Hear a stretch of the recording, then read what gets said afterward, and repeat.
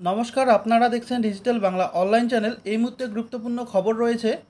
Supreme কোর্টের নির্দেশ মেনে অবিলম্বে কর্মচারীদের বকেয়া দিয়ে মিটিয়ে দেওয়ার জন্য রাজ্যের কাছে দাবি জানিয়ে ধর্মঘট এবং পেনডাউন কর্মসূচির সিদ্ধান্ত নিল রাজ্য কোঅর্ডিনেশন কমিটি। রাজ্য সরকারি কর্মচারীদের ওই সংগঠনের তরফে সোমবার বিবৃতি দিয়ে জানানো হয়েছে, রাজ্য সরকারি এবং সরকারি সাহায্যপ্রাপ্ত প্রতিষ্ঠানের কর্মীদের বকেয়া ডিয়ের 25% মিটিয়ে দেওয়ার জন্য রাজ্যকে সুপ্রিম কোর্ট যে 6 সপ্তাহ সময়সীমা দিয়েছিল তা শুক্রবার শেষ হয়েছে।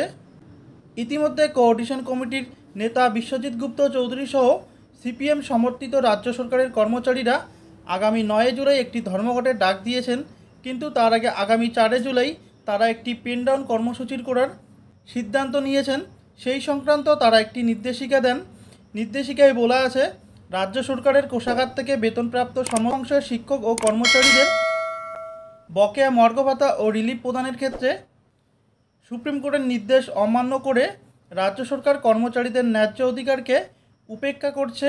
তার প্রতিবাদে আগামী 9 জুলাই ধর্মঘট হবে। এই ধর্মঘটের আগে আগামী 4 জুলাই 2 ঘন্টার জন্য পেনডাউন কর্মসূচির বিষয়ে উল্লেখ করা আছে ওই নির্দেশিকায়।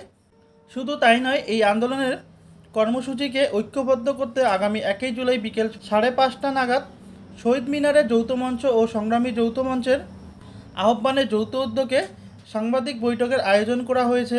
আপনারা বুঝতেই পারছেন, ডিএ না পেয়ে ধর্মঘটের আগে পেনডাউন কর্মসূচির ঘোষণা। কোঅর্ডিনেশন কমিটির আগামী 9 জুলাই একটি ধর্মঘটের ডাক দিয়েছেন এবং তার আগে আগামী 4 জুলাই একটি পেনডাউন কর্মসূচির করার সিদ্ধান্ত নিয়েছেন। তো আজকের ভিডিওটি এই পর্যন্তই। পরবর্তী কী আপডেট আসছে অবশ্যই আপনাদের জানাবো। ধন্যবাদ।